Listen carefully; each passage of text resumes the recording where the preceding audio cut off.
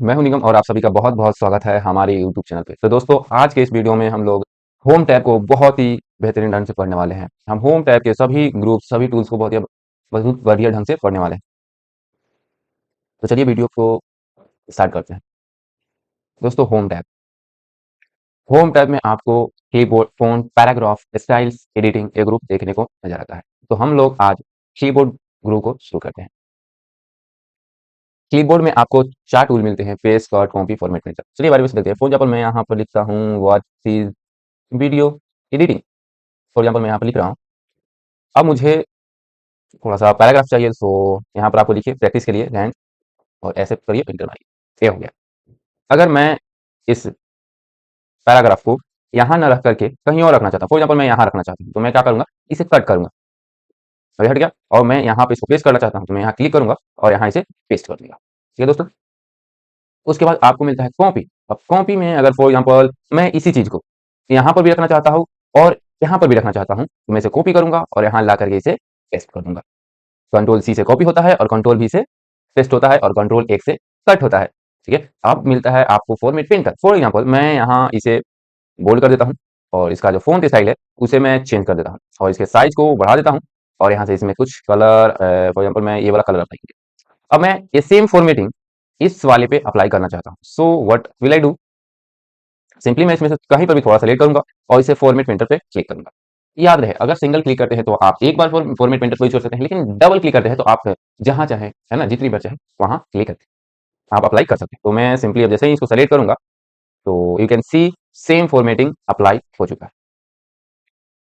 उम्मीद है कि आप इसे समझ गए होंगे। फिर तो मैं बता देता हूँ, अगर किसी पर्टिकुलर वर्ड को एक जगह से दूसरे जगह रखना हो, वन प्लेस पे, तो आप कट का यूज करेंगे। लेकिन अगर आपको मल्टीपल प्लेस पे इसे रखना हो, किसी भी वर्ड को, किसी भी ऑब्जेक्ट को, तो आप कॉपी का यूज करेंगे, है ना। अगर उसे पेस्ट करना है तो आप पेस्ट का यूज करेंगे। फॉर्मेट पेंटर, है ना, to apply same formatting on your paragraph. अगर आपको अपने पैराग्राफ पे, अपने सेंटेंस पे, अपने वर्ड पे सेम फॉर्मेटिंग अप्लाई करना है जो आपने कहीं कर रखा होगा, उसके लिए आप यूज करेंगे फॉर्मेट पेंटर। दूसरी बात, अगर आपको एक बार फॉर्मेट पेंटर का यूज करना है तो आप सिंगल क्लिक करेंगे, लेकिन अगर आपको हर अलग-अलग जगह पर, मल्टीपल जगह पर फॉर्मेट पेंटर यूज़ करना है तो आप डबल क्लिक करेंगे। चलिए बढ़ते हैं हमारे दूसरे ग्रुप, फ़ॉन्ट ग्रुप। वाक़ई में दोस्तों ये बहुत ही मज़ेदार वाला है। तो चलिए, फ़ॉन्ट ग्रुप में सबसे पहले मिलता है आपको फ़ॉन्ट स्टाइल। फ़ॉन्ट स्टाइल में क्या होगा, जैसे आप अभी जो लिखा हुआ देख रहे हैं, ये आपके फ़ॉन्ट्स ही हैं। अगर इसको आप अलग-अलग स्टाइल में लिखना चाहते हैं तो यहाँ पे आइए फ़ॉन्ट स्टाइल में। यहाँ पर आपको डिफरेंट टाइप्स के फ़ॉन्ट स्टाइल मिलते हैं, जिसे आप सेलेक्ट करेंगे तो आप देखेंगे यहाँ पर प्रीव्यू में कि हाँ, ये कैसा। अब ये डिपेंड करता है कि आप जब डॉक्यूमेंट बना रहे होंगे तो वहाँ पर आपको कौन-सा फ़ॉन्ट स्टाइल लेना है, कौन-सा फ़ॉन्ट स्टाइल आपके डॉक्यूमेंट के लिए, है ना, बेटर हो सकता है। फिलहाल मैं ये अप्लाई करता हूँ, तो आप यहाँ रिज़ल्ट देख सकते हैं। यहाँ इसका अलग है, यहाँ पर अगर फॉर एग्ज़ाम्पल मुझे यहाँ अप्लाई करना है तो मैं सिंपली इसे सेलेक्ट करूँगा, मैं फ़ॉन्ट स्टाइल में जाऊँगा और जो भी मुझे अच्छा लगेगा उसे मैं सेलेक्ट करूँगा। फ़ॉन्ट स्टाइल अप्लाई हो जाएगा। उसके बाद आपको मिलता है फ़ॉन्ट साइज़।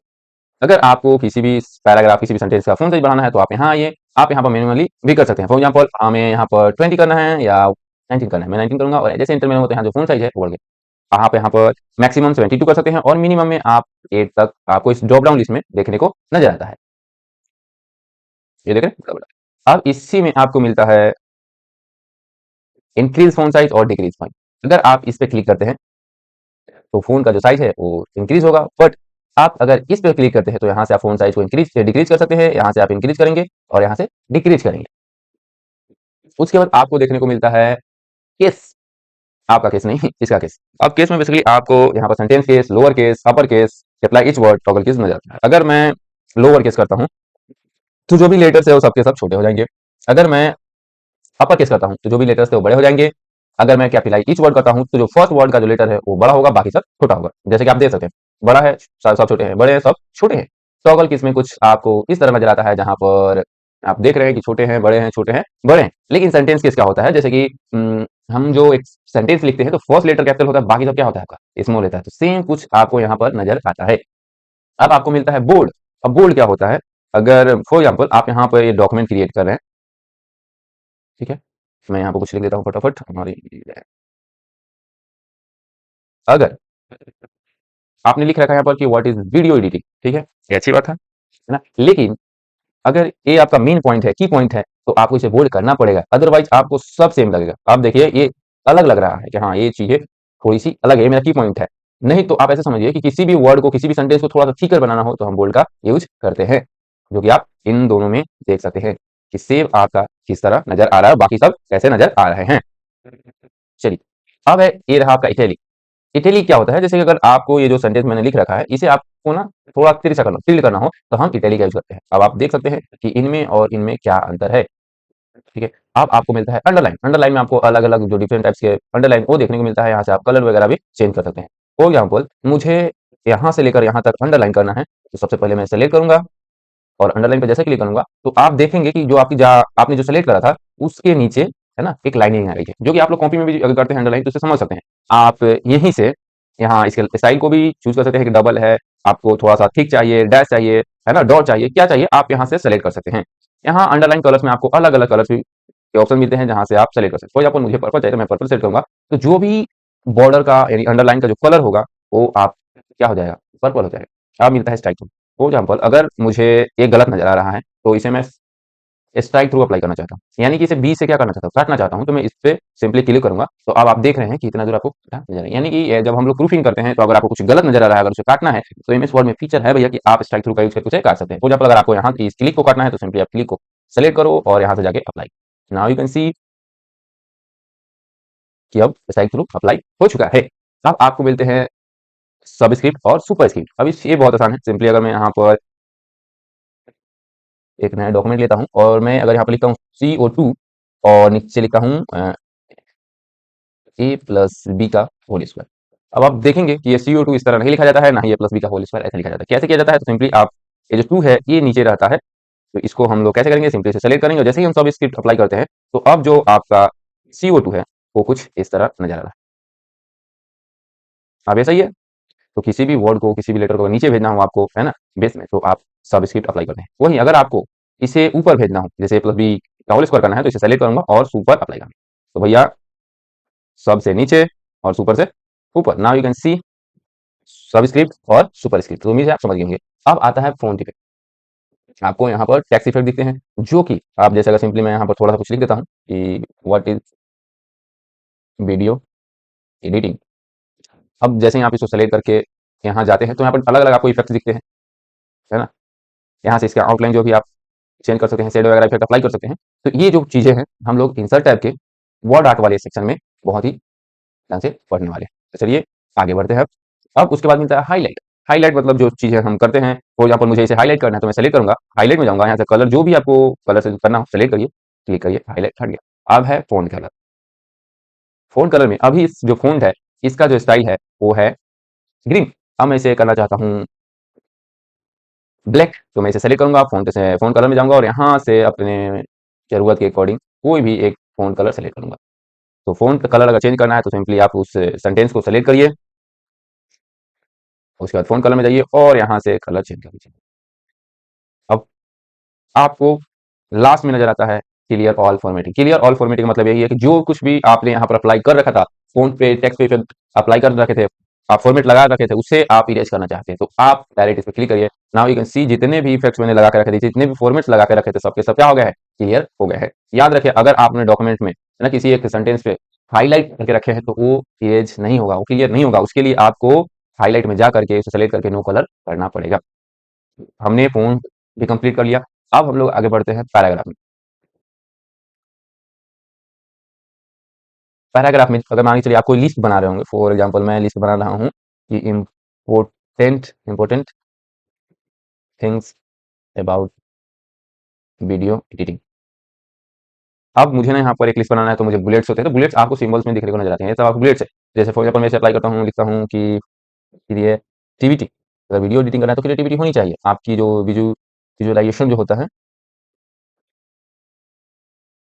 विजुअलाइजेशन, एक मिनट ये गलत है, इसको सही करता हूँ। मैं रिव्यू टैब में जाऊँगा, स्पेलिंग चेक पे जाऊँगा और यहाँ मुझे मिलते हैं ऑप्शंस और मैं इसे रिप्लेस करूँगा। तो इस तरह की जो कुछ चीज़ें हैं, है ना? जब हम लिस्ट बनाते हैं तो आप खुद क्या करते हैं, नंबरिंग करते हैं या डॉट वॉट लगाते हैं, तो वो चीज़ें आप पैराग्राफ के ग्रुप के बुलेट्स में जाके आप यूज़ करेंगे। यहाँ से आप इसका जो लिस्ट है वो चेंज कर सकते हैं। आप यहाँ से नए बुलेट्स बना सकते हैं, यहाँ से अलग-अलग चीज़ें कर सकते हैं। चलिए अगर इसे हटाना है तो सिंपली आप इसे सेलेक्ट करो और बुलेट्स में जाओ और यहाँ से इसमें नन कर दो, तो ये हट जाएगा। ठीक है? अब आते हैं नंबरिंग। अगर मैं यही चीज़ को फॉर एग्जांपल मैं यहाँ पर लिख देता हूँ सोर्स, SOURC सोर्स, उसके बाद सॉफ्टवेयर, उसके बाद कैमरा, उसके बाद मॉनिटर, ऐसा लिखिए और मुझे ना यहाँ पर नंबरिंग अप्लाई करना है 1 2 3 इसमें। तो मैं सिंपली सभी को सेलेक्ट करूँगा जहाँ, है ना? और मैं नंबरिंग में जाऊँगा और यहाँ से अलग-अलग आपको ऑप्शंस मिलते हैं नंबरिंग के, आप कोई भी सेलेक्ट कर सकते हैं। यहाँ पर मैं ले लेता हूँ। उम्मीद है कि आप बुलेट्स नंबरिंग समझ गए होंगे।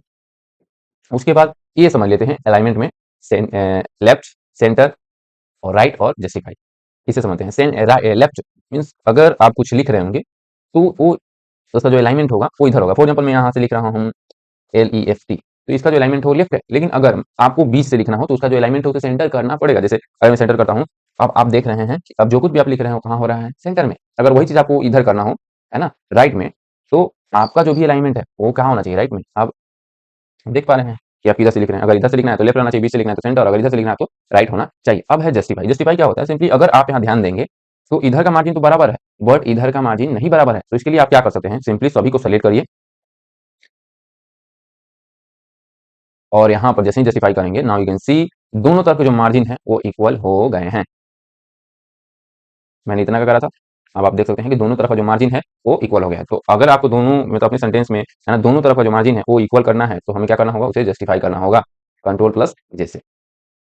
तो चलिए उसके बाद लाइन स्पेसिंग समझते हैं, यानी कि इन दोनों के बीच के गैप को हम बोलते हैं कि जो आपका ये एक first line, second line, third line, इन दोनों के बीच के गैप बोलेंगे लाइन स्पेसिंग। अगर इनको इंक्रीज करना हो तो आप सिंपली सेलेक्ट करिए। यहाँ लाइन स्पेसिंग में यहाँ पर ढेर सारे आपको ऑप्शन मिलते हैं। लाइन ऑप्शन में जाइएगा तो यहाँ पर भी ढेर सारे ऑप्शन मिलते हैं, है ना। फॉर एग्जाम्पल मुझे इसकी जो स्पेसिंग है वो 1.5 करना है, तो आप यहाँ देखेंगे प्रीव्यू में कि जो लाइन स्पेसिंग है वो कैसे बढ़ रही है।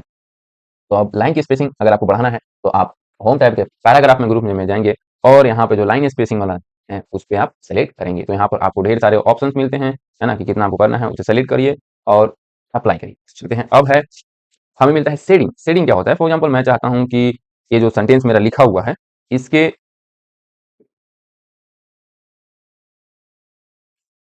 इसे मैं सेलेक्ट कर लेता हूँ पहले, इसके पीछे एक कलर अप्लाई हो जाए, कलर अप्लाई हो जाए तो मैं क्या करूंगा, जाऊंगा पैराग्राफ ग्रुप में शेडिंग में। अब आप देख पा रहे हैं कि शेडिंग कैसे वर्क करता है, ठीक है। अब इसी में आपको मिलते हैं बॉर्डर। बॉर्डर में क्या होता है कि अगर मैं ये जो मैंने जहाँ पर शेडिंग कर रखा है इसमें आप बॉर्डर्स लगाना चाहता हूँ तो मैं पैराग्राफ ग्रुप में जाऊंगा, यहाँ बॉटम करूंगा तो नीचे होगा, टॉप करूंगा तो ऊपर होगा, लेफ्ट करूंगा तो लेफ्ट, राइट करूंगा तो राइट। नो बॉर्डर से कोई बॉर्डर नहीं, ऑल बॉर्डर से चारों तरफ बॉर्डर होगा, आउटसाइड मतलब बाहर की तरफ, इनसाइड मतलब अंदर की तरफ। तो यहाँ पर ढेर सारा आपको बॉर्डर के ऑप्शन दिखते हैं। उसके बाद है इंडेंट। इंडेंट क्या होता है कि ये जो आप दिख रहे हैं इसको हम इंडेंट बोलते हैं। अगर आपको डॉक्यूमेंट में इसे बढ़ाना है तो आप यहाँ पे क्लिक करेंगे तो आप देखेंगे कि आपका जो इंडेंट है ये बढ़ रहा है, ठीक। तो ये आप अपनी जरूरत के हिसाब से फिक्स कर सकते हैं। अगर घटाना है तो इसे क्लिक करिए कि मैंने बढ़ा लिया, और इस पर क्लिक करेंगे तो ये डिक्रीज होगा, और इस पर क्लिक करेंगे तो ये इंक्रीज होगा। अब है हमारे पास सॉर्टिंग। सॉर्टिंग में क्या होता है, फॉर एग्जाम्पल यहाँ पर मैं लिख देता हूँ 1 2 3 4 5 6 7 8 9 और 10। इसे आपको सॉर्ट करना है, यानी घटते से उसको बोलते हैं ना, घटते से बढ़ते और बढ़ते से घटते। तो उसे सिंपली सेलेक्ट करिए और सॉर्टिंग में क्लिक करिए, ऑटोमेटिक आगे पैराग्राफ नंबर। अब ये असेंडिंग में है, आपको डिसेंडिंग में करना है, सेलेक्ट करिए और जैसे ही क्लिक करेंगे तो आप देखेंगे कि अब ये जो चीजें हैं 10 9 8 7 6 हो गए हैं। सेम अगर आप ABCD लिखेंगे, है ना, कोई भी चीज लिखेंगे जिससे आपको क्या करना है, असेंडिंग और डिसेंडिंग ऑर्डर में लगाना है, तो आप सॉर्टिंग का यूज कर सकते हैं। अब पैराग्राफ क्या होते हैं, यहाँ पर पैराग्राफ ग्रुप में एक और टूल है जो है शो एंड हाइड। अब जब इस पे आप क्या करते हैं, इसे अप्लाई कर देते हैं तो आप देख पाएंगे कि कहाँ-कहाँ आपने इंटरफेस करा है। कुछ स्पेशल कीज़ यूज़ करते हैं तो ये शो करता है। तो आपके डॉक्यूमेंट में ऐसा नज़र आ रहा है तो पैराग्राफ ग्रुप में जाइए और इसे हाइड कर दीजिए। तो चलिए हमने पैराग्राफ ग्रुप को भी कंप्लीट कर लिया है। अब बढ़ते हैं नेक्स्ट ग्रुप, स्टाइल। अब स्टाइल में यहाँ पर आप जब मैं इस पे अप्लाई करता हूँ तो आप देख पाएंगे हेडिंग। सबसे पहले हम लोग देखते हैं कि हेडिंग क्या होता है। बेसिकली अगर इसे हमें हेडिंग बनाना है तो मैं सिंपली सेलेक्ट करूँगा और यहाँ पे जाऊँगा तो आपको अलग-अलग आप खुद से भी हेडिंग क्रिएट कर सकते हैं और बाय डिफ़ॉल्ट आपको MS वर्ड की तरफ से यहाँ पर आपको 2 ऑप्शन मिलते हैं, हेडिंग 1 और हेडिंग 2। अब अगर टाइटल बनाना है तो टाइटल आप देख सकते हैं यहाँ पर अलग-अलग, सब टाइटल बनाना है तो ऐसे कुछ तो अलग-अलग आपको ऑप्शंस यहाँ पर नज़र आते हैं। ये सिंपली कहें तो आप अपने जब डॉक्यूमेंट को क्रिएट कर रहे होंगे, उसे प्रोफेशनल लुकिंग देना होता है, तो आप निश्चित सी बात है कि आप अपने डॉक्यूमेंट में टाइटल भी करेंगे, हेडिंग भी बनाएँगे, बहुत कुछ लिखेंगे। तो आप यहाँ से अगर आपको समझ में नहीं आया तो आप यहाँ से अप्लाई कर सकते हैं, नहीं तो आप क्या करेंगे, खुद से उसको क्रिएट करने की कोशिश करेंगे। अगर मैं चाहूँ, अगर ऐसा जैसे मैंने यहाँ पर सेलेक्ट करा, इस पे अलग-अलग फ़ॉन्ट स्टाइल, बोल्ड वगैरह अप्लाई करा, इसका साइज़ बढ़ाया और यहाँ से कलर चेंज करा। अगर आप चाहते हैं कि ये जो फॉर्मेटिंग है, ये कोई हेडिंग बन जाए, चाहे एक स्टाइल बन जाए, तो आप क्या करेंगे, सेलेक्ट करिए और यहाँ पे आइए, ड्रॉप डाउन पे आइए, क्रिएट स्टाइल पे क्लिक करिए और यहाँ पे इसका नाम डाल दीजिए। जैसे फॉर एग्जांपल मैं इसका डाल देता हूँ कि माय स्टाइल, और जैसे ही मैं इसे ओके करूँगा तो आपको यहाँ पर नजर आएगा। अगर माय स्टाइल नजर आएगा, फॉर एग्जांपल हम मुझे ना यहाँ पर भी अप्लाई करना है, तो मैं सिंपली इसे सेलेक्ट करूँगा और माय स्टाइल पे क्लिक कर दूँगा तो ऑटोमेटिक अप्लाई हो जाएगा। तो ये कमाल का फीचर होता है। इसे हटाना है तो यहीं पे जाइए और यहाँ पर क्लियर फॉर्मेटिंग पे क्लिक करते हैं। फॉर एग्जाम्पल अगर मैं इसे सेलेक्ट कर लेता हूँ तो मैंने फॉर्मेटिंग लगा के रखा है, तो सिंपली मैं यहाँ गया और क्लियर फॉर्मेटिंग पे जैसे ही क्लिक करूँगा तो जो चीज़ें थी वो सब का सब खत्म हो गया। अगर आपको इसको हटाना है तो राइट क्लिक करिए, यहाँ से इसका रीनेम कर सकते हैं, अपडेट कर सकते हैं, मॉडिफाई कर सकते हैं, है ना, कोई ऐसा डेटा हटा सकते हैं और रिमूव फ्रॉम स्टाइल करिए, क्लिक करिए। तो जो भी आपने यहाँ ऐड कर रखा था वो क्या हो गया, हट गया।